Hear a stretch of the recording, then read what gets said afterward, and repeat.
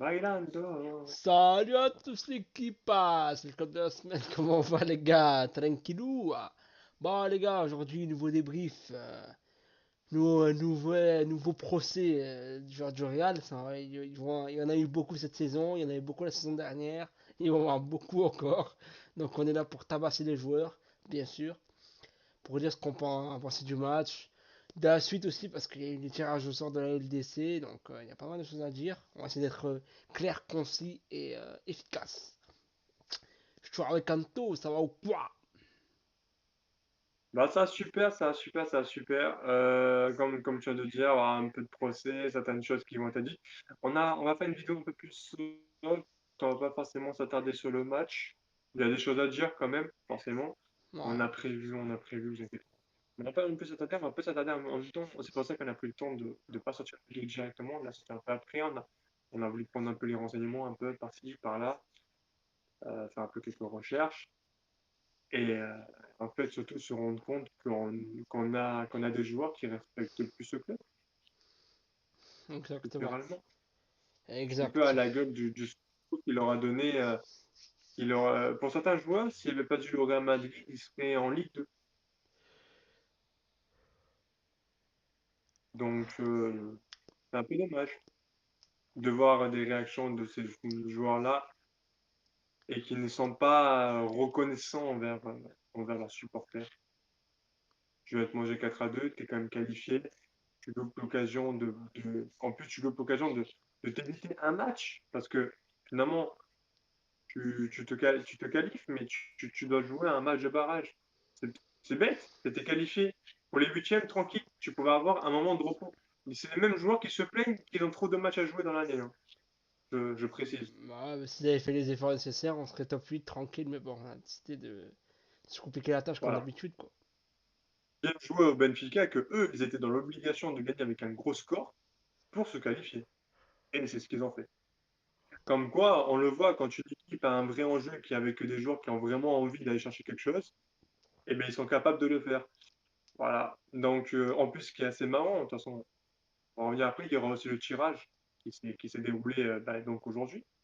Et quand on connaît l'adversaire du barrage, donc c'est assez rigolo, le nom de l'adversaire pour le coup. On va en parler parce qu'en plus après, je vais vous montrer le bracket de la LDC, donc comme ça, on va y venir tranquillement. Alors, pour parler vite fait du match, donc il y a eu la composition, on va vite fait parler de la compo. Donc bien sûr, on a perdu 4-2 malheureusement à Lisbonne. Donc pour la compo, c'était du classique pour le coup. Massantuono, bon, en vrai, c'était une compo classique par rapport au match des matchs précédents. Arbeloa, c'est appuyé sur les mêmes joueurs. Alors, moi, globalement, pour la compo, bon, il n'y a rien à dire de particulier. Juste, moi, il y a un truc qui me gave. Et ça, c'est la première chose à dire sur le match. Concrètement, moi, ce qui m'a déplu, déjà, en fait, moi, pour moi, c'était même pas une question de tactique ou quoi, c'était une question d'envie. Et, ouais, d'envie. Et concrètement, les joueurs, ils avaient pas envie de jouer, en fait. Ils avaient aucune envie. L'équipe a été coupée en deux. Les milieux de terrain, ils étaient, ils étaient noyés. Dès le début du match, on est pris à la gorge. Les attaquants, ils reviennent pas défendre. On est... Et malgré ça, on arrive quand même à ouvrir le score. C'est quand même... Bon, au moment où Mbappé marque, je dis bon, tranquille, il y a un zéro, maintenant on va pouvoir gérer. Eh ben non, on se prend des vagues, et au bout d'un moment, on se prend un but en contre-attaque. En deux trois passes, ils ont réussi à casser notre bloc et ils ont marqué tranquillement. Ça, c'est pas normal. Bon, pour moi, il y a un gros problème de structure. Il y a un gros problème de. Ouais, simplement d'envie. Et concrètement, les joueurs, ils se bougent pas les fesses. Ils sont là, tranquilles, pépères, en mode sénateur. Après, ça se passe comme ça, hein. Les joueurs réalisent qu'ils ont envie. Et la preuve, quand, en fait, quand une équipe elle a envie de jouer, elle a envie de se dépasser, tu peux être meilleur que au niveau du. Malheureusement, en fait, le foot, c'est pas que ballon au pied. C'est pas que balle au pied. C'est sans ballon. Comment tu vas faire les efforts, comment tu vas presser, avoir une vraie structure de jeu. Eux, ils avaient un vrai collectif. Nous, on n'a pas de collectif, on a que des stars. Ah, mais bon, les stars, ils ont bon dos, les stars, hein, mais au bout d'un moment, il faut bien se bouger, hein. Parce que c'est facile de dire, ouais, on a le meilleur joueur du monde, mais frérot, on a personne, on a le meilleur joueur du monde. Mis à part Courtois, qui est le meilleur gardien du monde, sinon, il n'y a aucun joueur. Franchement, Mbappé, certes, il marque beaucoup de buts, mais Mbappé, c'est un cas particulier.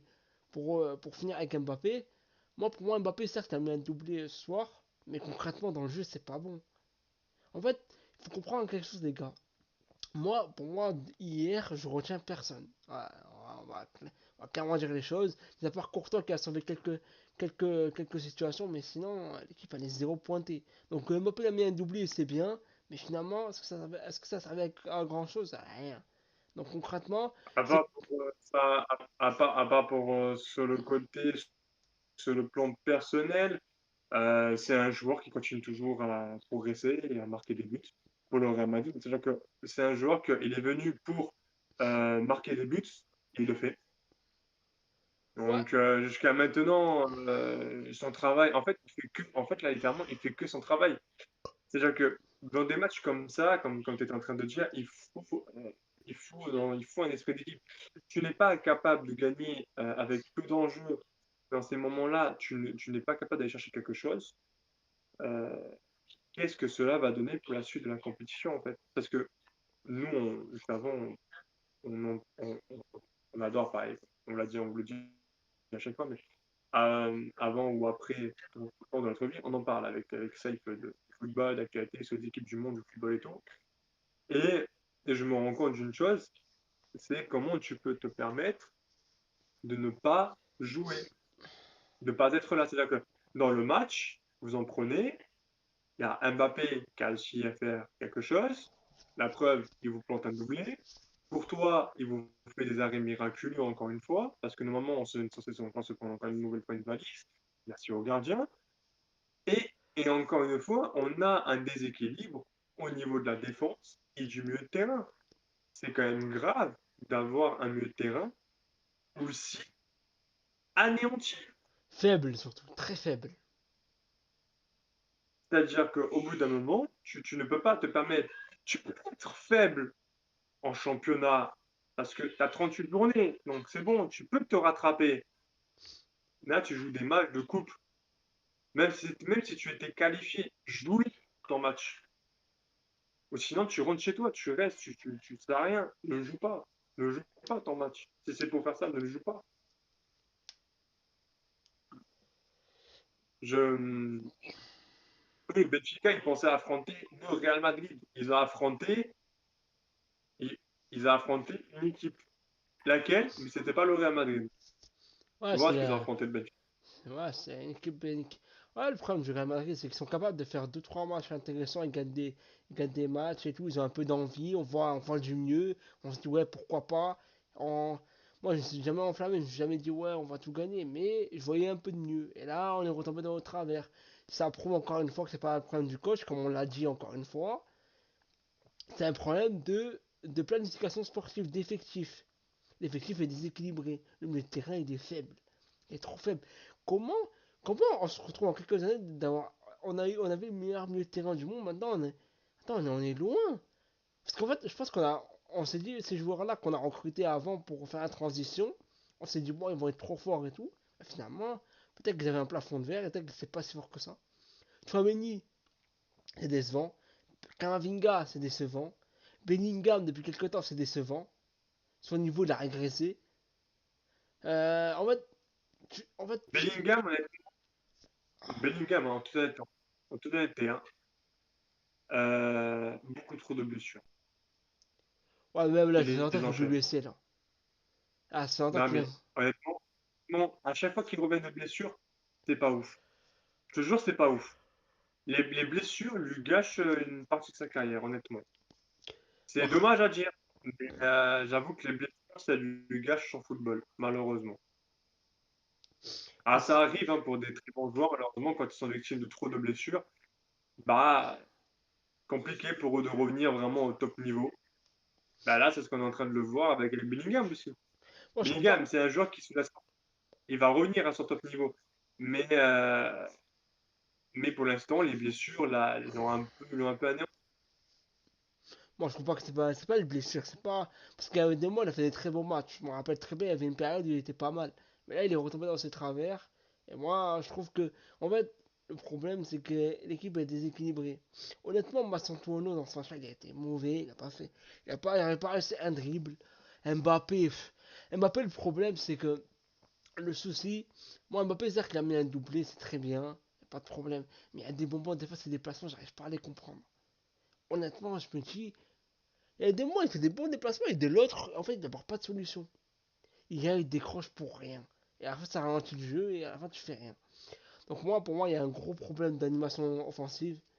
Il y a un gros problème au milieu de terrain. Défensivement, c'est pas la folie non plus.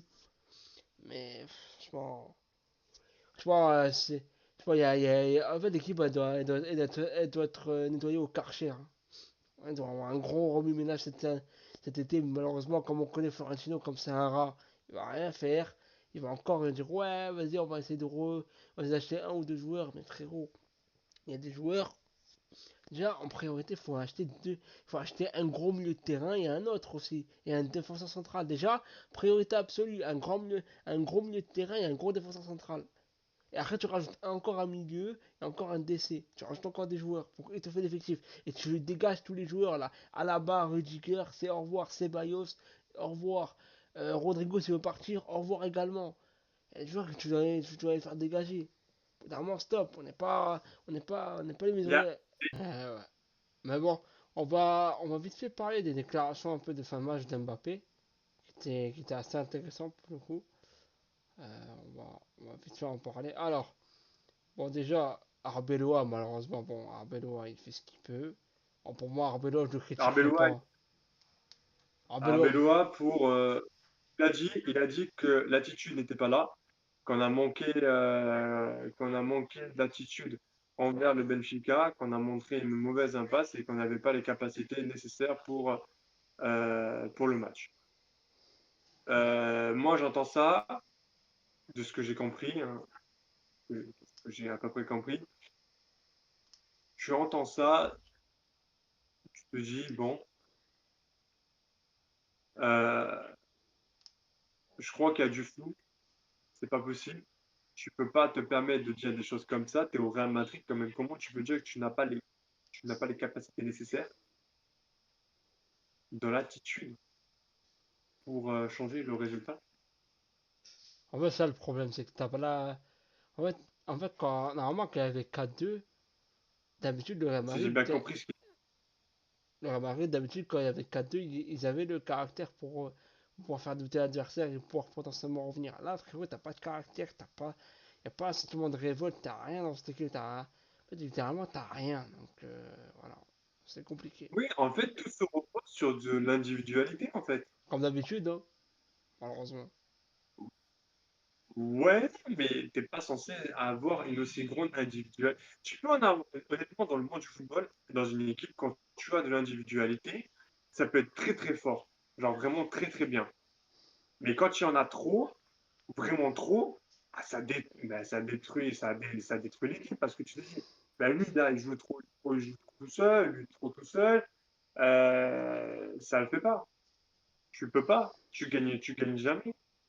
Exactement. En tout cas, tu iras pas loin, malheureusement. C'est ça le problème. Bon, Mbappé, il a parlé un peu, hein, il s'est arrêté en conférence de presse en fin de match. Et aujourd'hui, ce n'est pas une question de tactique ou de qualité, il était question d'un esprit combatif supérieur à celui de l'adversaire. Il joue Benfica, il jouait pour sa vie et je n'ai pas vu ça de notre côté. Bah, il rejoint un peu ce qu'on a dit en soi, hein. En soi, il dit que en gros, c'est pas une question. C'est comme je dis, c'est pas une question de tactique, hein, c'est une question d'envie en fait. Les joueurs, ils avaient pas envie. Et voilà, ça le problème, c'est que c'est des petites princesses en fait. Ils choisissent leur match, ils jouent quand ils veulent. Et au bout d'un moment, il n'y en a pas un qui peut leur mettre un takedown à certaines personnes là. Je te rends pas, elles en auront besoin, franchement. Ah, frérot, Non, mais c'est pas une question de takedown ou pas. je Takedown. te rends pas, il y en C'est aurait. juste que Stop, frère. mais si, en toute honnêteté, j'avoue, je suis d'accord avec toi. L'attitude qu'ils ont, que ce soit en dehors et dans les terrains, est complètement ahurissante. Comment tu veux donner maintenant envie à tes propres supporters de venir au stade? Bon, on aura toujours, le Bernabéu sera toujours plein, ça restera toujours le Real Madrid. Mais tes plus grands fidèles supporters se sont trahis. Donc, il y aura encore des sifflets, hein. Ah, tu m'étonnes. Là, par exemple, je te reprends une phrase, c'est les mots exacts de Monsieur Arbeloa, c'est nous n'avons pas été à la hauteur de nos besoins. Et non, mais regarde, et Mbappé, il continue, il dit on peut pas continuer à être aussi irrégulier. On peut pas continuer comme ça en ayant ce système un mauvais jour. Ce n'est pas ce que font les champions. Bah, c'est la vérité, le Real Madrid est irrégulier. Et là, le gros problème, il va falloir se réveiller concrètement. Il va falloir un peu se bouger les fesses. Parce que là, le Tu barrage. as aussi Federico Valverde qui Ouais. rajoute, pense d'être autocritique de nous-mêmes et responsable de ce que nous avons fait sur le terrain. Mais alors, c'est beau de parler après le match. Et ça risque Mais d'être bon pendant le match. ouais, au bout d'un moment, c'est-à-dire que là, demain, il y a un match, que nous, on fait la vidéo, on est vendredi. Demain, il y a un match contre le Rayo Vallecano. Ouais, c'est qu'on gagne, hein. Honnêtement, Faut gagner, hein. alors honnêtement, ils n'ont pas le choix. Là, au bout d'un moment, faut aller chercher la victoire. En plus, on est bien niveau classement, non? Bon, on est au coude à coude avec le Barça, donc ouais. Donc, ouais, voilà, on est encore au coude à coude. Donc là, c'est l'occasion encore de mettre des points d'avance, se sécuriser un peu plus cette place-là quand on est en championnat, et surtout de se rattraper de ce match médiocre qu'on a eu droit dans ce multiplex qui était par contre incroyable, le multiplex au passage, mention d'honneur pour la Ligue des Champions. Le multiplex nous a fait tous vibrer, tous les supporters d'Europe, il était incroyable. Eh ouais, Par contre, du côté du Real Madrid, c'était catastrophique. En plus, le pire, c'est que tu te prends un but à la 90 plus par un gardien. ça le pire. Franchement, C'est-à-dire que le gardien, il a un maillot différent de toute l'équipe. Il est même pas marqué. Le mec, il est même pas marqué. il, a, Il il, n'est pas a, censé marquer un but. il met Il une veut vraie tête, hein. marquer la tête de sa vie. Premier but de sa carrière, le mec il qualifie Benfica pour pas de barrage. Non, mais quand même c'est une dinguerie. L'histoire répète pour lui, mais ça reste quand même une dinguerie. C'est-à-dire qu'en tant que défenseur du Real Madrid, c'est une honte totale. En parlant de ça, magnifique transition. Donc, il est tirage au sort de la LDC. Donc là, vous voyez le bracket de la LDC. Donc, on voyait qu'on affronte Benfica pour les barrages. Et si on gagne, si on se qualifie, on affronte soit City, soit le Sporting. Donc, Moi, je veux City. ouais, pareil pour le coup. Ouais. Sinon, Moi, on je veux voit. City. Le sport en fiche complet. Bon, si on chope le Sporting, en fait, si on chope le Sporting, pourquoi pas? Ça sera toujours plus simple. Mais moi, je veux qu'on affronte City. Je veux qu'on affronte City parce qu'il faut mettre les choses au clair. Un petit Real City, ça, c'est souvent devenu des finales, hein, ça a toujours été des très beaux matchs en Ligue des Champions.